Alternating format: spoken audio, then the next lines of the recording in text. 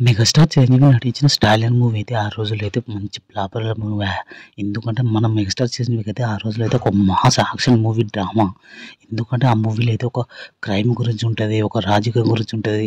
దాదాపు అయితే ఒక కామెడీ లవ్ స్టోరీతో పాటు అయితే చాలా బాగుంటుంది భయ్యా.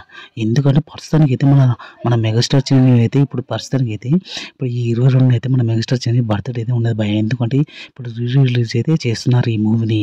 ఎందుకంటే చాలా మందికి అయితే థియేటర్‌లతో సందర్శిస్తానికి ఫ్యాన్స్ అయితే రెడీగా ఉన్నారు. ఎందుకంటే చాలా బాగుంటుంది భయ్యా. ఇట్లా సాంగ్స్ అయినా ఏదైనా గానీ చాలా బాగుంటుంది. ఎందుకంటే ఆయన యాక్షన్ ఫైట్ సీన్స్ అయితే చాలా బాగుంటుంది. డైలాగ్స్ కూడా బాగుంటాయి భయ్యా.